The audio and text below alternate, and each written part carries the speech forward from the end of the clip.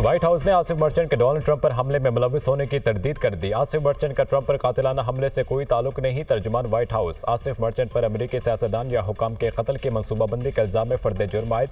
Asif merchant ने Iran, शाम और इराक के कई दौरे किए। इसके मंसूबे के 3 हिस्से थे, जिनमें हदफ के घर से USB ड्राइव चोरी करना, एहतजाज प्लान करना और किसी सियासतदान या सरकारी एहलकार को कत्ल करना शामिल थे।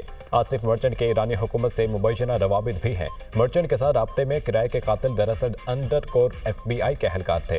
आसिफ मर्चेंट को 12 जुलाई को उस वक्त गिरफ्तार किया गया जब वो अमेरिका से बाहर जाने की तैयारी कर रहा था। अमेरिकी महकमा इंसाफ मामले पर पाकिस्तान का अमेरिका से राब्ता। तर्जुमा दफ्तर खारजा मुमताज ज़हरा बलोच कहती हैं कि मीडिया रिपोर्ट्स देखकर मामले का बगौर जायजा ले रहे हैं। अमेरिकी हुकाम के साथ भी मुसलसल राब्ते में है। पाकिस्तान बाज़ाब्ता रद्द-ए-अमल देने से पहले मज़ीद तफसीलात का इंतजार करेगा। मुमताज ज़हरा बलोच।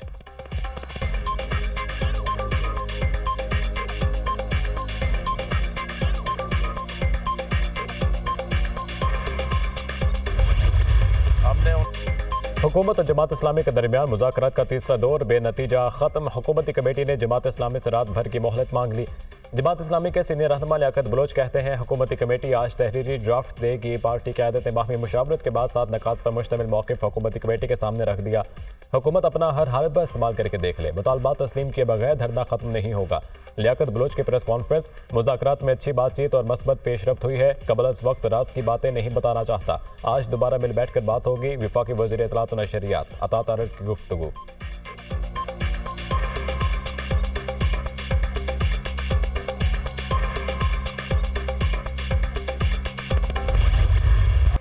बांग्लादेश में बुरी हुकूमत तश्कील। नोबेल इनाम याफ्ता doctor Mohammad Yunus chief adviser मुकर्रर। बांग्लादेशी मीडिया का दावा, बुरी हुकूमत की तश्कील के लिए अवान सदर में मुशावरती इजलास।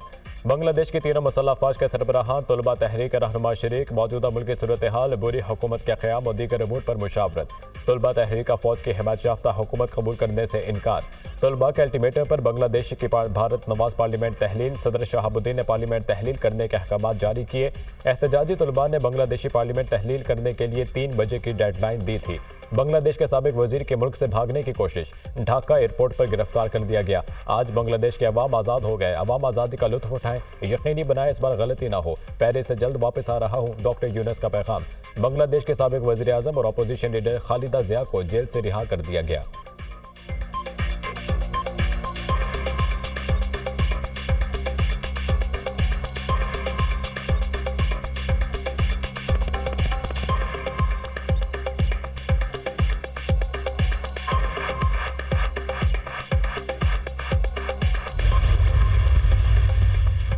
बांग्लादेश से फरार हसीना वाजिद को अमेरिका ने भी झंडी करा दी। अमेरिका ने सियासी पनाह की मतलाशी हसीना वाजिद का वीज़ा मनसूख कर दिया। भारत नवाज हसीना वाजिद के लिए बरतानिया के दरवाजे भी बंद। इंसानी हकूक़ की खिलाफ वर्जियों पर अक़वाम मुत्तहिदा ने तहकीकात का मुतालबा कर दिया। माजूर बांग्लादेशी रहनुमा लंदन ट्रांजिट करना चाहती थी। हसीना वाजिद को भारत से में महफूज खुफिया मकाम पर रिहाइश दे दी गई।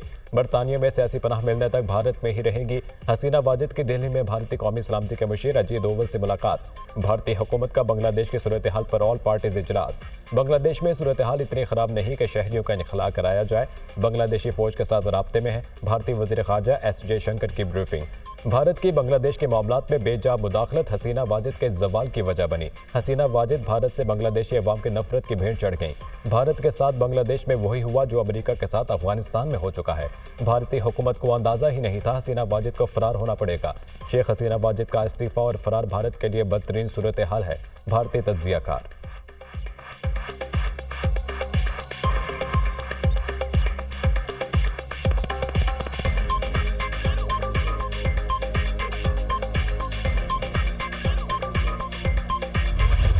बांग्लादेश की फौज ने मुल्क में कर्फ्यू खत्म कर दिया। दफातर, अदालतें, तालीमी इदारे और फैक्ट्रियां खुल गईं। हसीना वाजिद के इस्तीफे के बावजूद बांग्लादेश में फसादात जारी। मुजाहिरीन का चीफ जस्टिस के घर पर धावा, सामान लूट लिया। मुश्तइल अफराद का जेल पर हमला, 500 कैदी फरार करा दिए। क्रिकेट टीम के साबिक कप्तान मशरफी मुर्तज़ा का घर भी नजर आतिश। गुज़िश्ता रोज फसादात में 135 अफराद हलाक और सैकड़ों जख्मी हुए थे।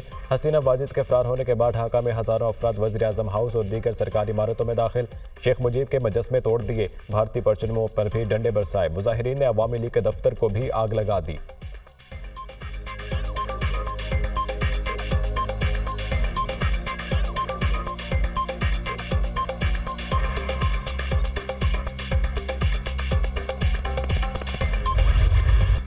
नरेंद्र मोदी की सिफारती सतह पर एक और बड़ी नाकामी। मोदी की हिमायत याफ्ता शेख हसीना की हुकूमत का बदतरीन खात्मा। हसीना वाजिद और मोदी सरकार का घिनौना गठजोड़ भी बेनकाब। एयरपोर्ट पर भारतीय मुशीर अजय दोवल ने भगोड़ी हसीना का शानदार इस्तकबाल किया। भारत ने हमेशा अपने मजमूम और सियासी मकासद के लिए बांग्लादेश को इस्तेमाल किया। हसीना वाजिद ने भारत की कठपुतली बनकर अपनी ही अवाम के खिलाफ पॉलिसियां बनाई और जुल्म किए। पाकिस्तान की नफरत में बांग्लादेश ने जमात इस्लामी को भी निशाना बनाया। इस पर पाबंदी आयद की। हसीना वाजिद ने इस्लाम दुश्मनी में जमात इस्लामी के मुतादिद रहनुमाओं को दहशतगर्दी के मुकदमात में फांसी दी। 1971 में भारत और शेख मुजीब ने पाकिस्तान दुश्मनी में जो बीज बोया, आज उन्हीं के लिए नफरत का तनाव दरख्त बन चुका। हसीना वाजिद और मोदी सरकार के गठजोड़ ने सैकड़ों मजलूम बांग्लादेशी शहरियों की जान ली। भारत तमाम खूनरेजी में बराबर का शरीक। बांग्लादेशी अवाम ने नफरत अंगेज गठजोड़ को मुस्तरद करके भारत को मुंह तोड़ जवाब दे दिया।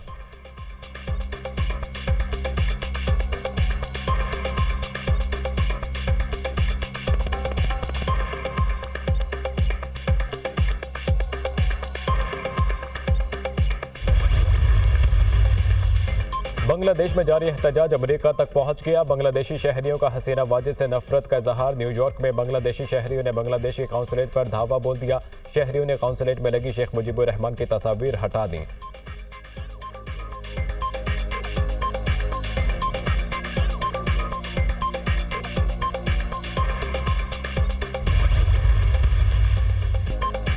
कौमी असम्बली के बाद इलेक्शन एक्ट तरमीमी बिल सेनेट से भी मंजूर। दोनों ऐवानों में अपोजिशन का शदीद शोर शराबा और नारेबाजी। अपोजिशन अरकान की इलेक्शन एक्ट तरमीमी बिल की मुखालिफत। ऐवान में बिल नामंजूर के नारे। अरकान ने स्पीकर डाइस के सामने बिल की कॉपियां फाड़ दी। कानून साजी का इख्तियार पार्लियामेंट को है। हम ये इख्तियार 17 लोगों को नहीं देंगे। हमारी कानून साजी को नॉन इलेक्टेड लोग खत्म नहीं कर सकते। आइन की तशरीह और आइन को रीराइट करने में बड़ा फर्क है। 22 करोड़ अवाम का फैसला 17 गैर मुंतखब अफराद को नहीं देंगे। तहरीक इंसाफ का अपना मुकदमा था। मखसूस नशिस्तें सुन्नी तहत काउंसिल को दी जाएं। पीटीआई दौर में कानून साजी कैसे हुई सबको पता है। के साथ बाजी बाजारी को रोकने के लिए ये बिल लाया गया। आजाद अरकान को शमूलियत के लिए 3 दिन दिए जा रहे हैं। वजीर कानून आजम वजीर तारड़ का अपोजिशन को जवाब।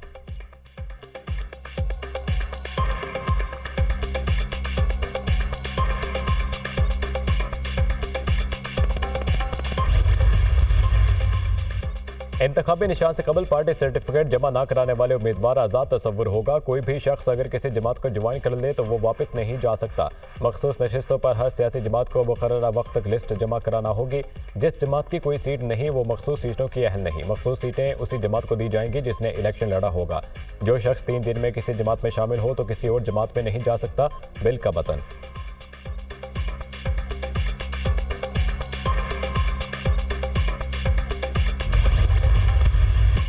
तहरीक इंसाफ ने इलेक्शन एक्ट तरमीमी बिल मुस्तरद कर दिया। सुप्रीम कोर्ट में चैलेंज करने का ऐलान। ये बिल बदनीयती पर मबनी बराह रास्त सुप्रीम कोर्ट पर हमला है। मखसूस नशिस्तों पर पाकिस्तान की बड़ी अदालत ने फैसला दिया। अब बड़े लोग भीख मांगने पहुंच गए। जो चीज़ आपने कमाई नहीं वो कैसे मांगने चले हैं। कोई अखलाकियात होती है, कुछ असूल होते हैं।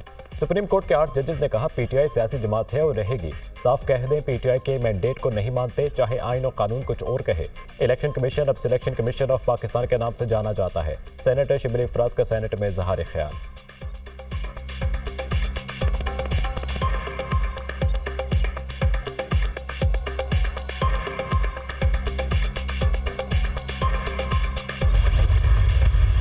ये सारी गैर आइनी और गैर कानूनी कानून साजी है जिसको चैलेंज करेंगे। पार्लियामान सुप्रीम है लेकिन सुप्रीम कोर्ट का फैसला भी हतमी है। ये सुप्रीम कोर्ट पर हमला करने वाले हैं। ये कल भी हारे हुए थे, आज भी हारे हुए हैं। मौजूदा हुकूमत का अंजाम भी हसीना वाजिद जैसा होगा। शहबाज शरीफ हसीना वाजिद को फोन करके मशवरा कर लें वापस जाना कैसे है। अवाम के हक पर डाका डालने वालों का यही हाल होता है। चेयरमैन पीटीआई बैरिस्टर गोहर की हुकूमत पर वार। मखसूस नशिस्तों का हक हमें सुप्रीम कोर्ट से मिला, हमें कैसे इससे महरूम किया जा सकता है। सुप्रीम कोर्ट ने कहा पीटीआई सियासी जमात ही है और रहेगी। इलेक्शन कमीशन से पूछा कि क्या 39 अरकान के लिए पीटीआई हलाल और 41 के लिए हराम है। हम इस तरमीमी बिल को मुस्तरद करते हैं। अली मोहम्मद खान ने कौमी असम्बली में इजहार ख्याल किया।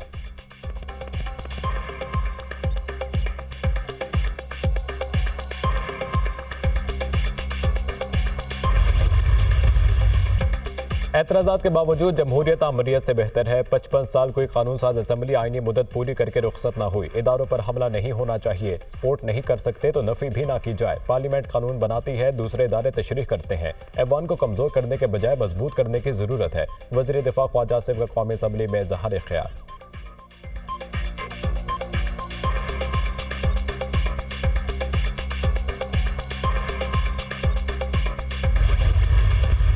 इलेक्शन एक्ट तरमीमी बिल पार्टी से वफादारी को यकीनी बनाता है तो इसमें गलत क्या है। इलेक्शन एक्ट तरमीमी बिल सुप्रीम कोर्ट के खिलाफ नहीं, गलत तासुर दिया जा रहा है। कानून बनाना पार्लियामान का काम है, अदालतों का नहीं। 9 मई को दहशतगर्दी हुई, अब आप अपना दामन झाड़ रहे हैं। आपको होश के नाखून लेने चाहिए, कौम से माफी मांगे।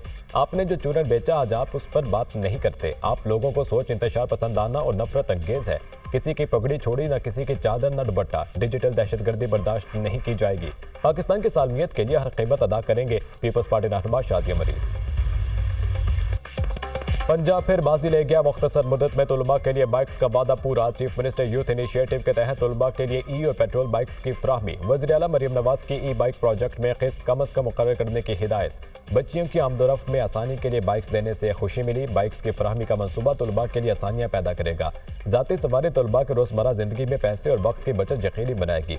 वक्त की बचत और सफ़र में आसानी तलबा की तालीमी इस्तेदाद कार में बेहतरी का सबब बनेगी। वालिदैन के साये से महरूम तलबा के लिए ई बाइक स्कीम में वालिदैन की गारंटी की शर्त खत्म कर दी। पंजाब को भी दुनिया की तरह इलेक्ट्रिक ट्रांसपोर्ट पर मुंतकिल करना चाहते हैं, वज़ीर आला पंजाब मरीम नवाज।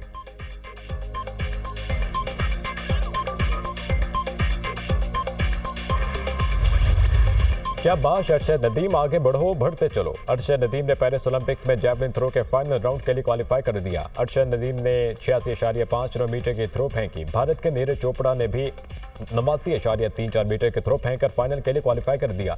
जैवलिन थ्रो का फाइनल 8 अगस्त को होगा। वज़ीर आज़म के अरशद नदीम को फाइनल राउंड के लिए क्वालिफाई करने पर मुबारकबाद। कामयाबी के लिए दुआ और नेक ख्वाहिशात का इजहार। आपने शानदार कारकर्दगी और अनतक मेहनत से पूरी कौम के दिल जीत लिए। आपकी मेहनत और लगन नौजवानों के लिए मशले राह है। पाकिस्तान में बेपनाह टैलेंट है, इसे मजीद निखारने की जरूरत है।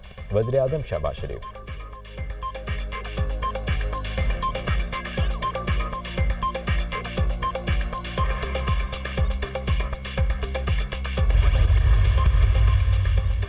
कौमी क्रिकेटर्स की अरशद नदीम को जैवलिन थ्रो के फाइनल में क्वालिफाई करने पर मुबारकबाद। साबिक कप्तान शाहिद अफरीदी, इमाद वसीम और फास्ट बॉलर मोहम्मद अब्बास की अरशद नदीम को जैवलिन थ्रो के फाइनल राउंड में पहुंचने पर मुबारकबाद।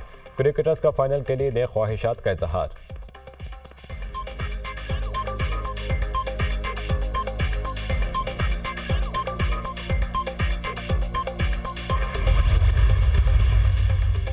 हाफिज नईम का 8 अगस्त को बरी रोड से मार्च का ऐलान। मुल्क भर की शाहराहों को बंद करने की धमकी। जब हम मार्च करेंगे तो लाखों नौजवान साथ होंगे। रुकावटों को कैसे हटाना है, फैसला हम करेंगे। हुकूमत की भूल है, हम थकने वाले नहीं।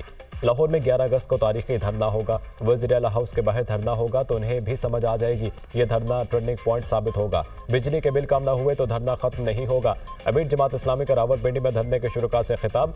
धरने में जमात इस्लामी के कारकुनों के करतब शुरुका महसूस होते रहे।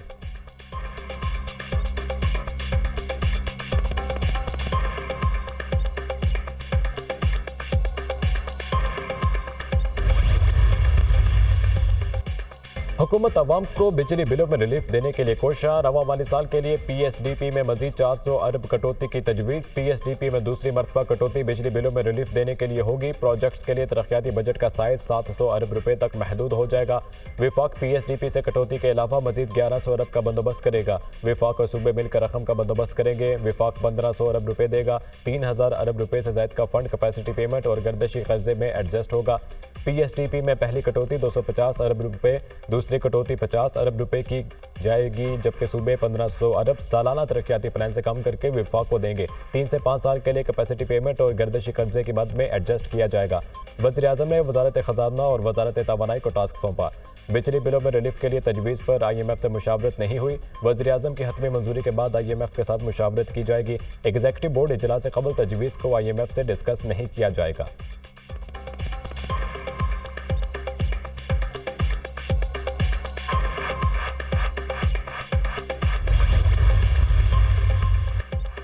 बिजली के प्लांट्स गलत मनसूबाबंदी के तहत लगाए गए, हुकूमत का एतराफ़। माजी में कम कीमत पर प्लांट्स नहीं लगाए, ये हमारी गलती थी। मुल्क में लोड शेडिंग के खात्मे के लिए मजबूरी की हालत में पावर प्लांट्स लगाए। दुरुस्त प्लानिंग और इंडक्शन नहीं हुई। मुस्तकबिल में ऑटोमेटिक के ट्रांसफर लगाएंगे। जिस ट्रांसफर पर ज्यादा चोरी होगी उसको बंद किया जाएगा। वज़ीर आला खैबर पख्तूनख्वा की दरख्वास्त पर कुछ फीडर्स को लोड शेडिंग को फ्री किया। हमने बिजली भी दे दी और रिकवरी भी नहीं हुई। वज़ीर तवानाई अवैस लगारी।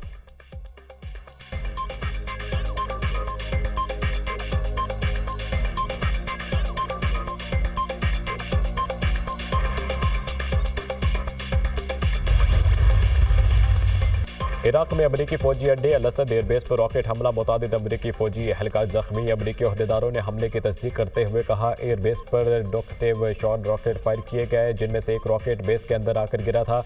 अमरीकी हुकाम का कहना था कि बेस में होने वाले हमले के बाद नुकसानात का जायजा लिया जा रहा है।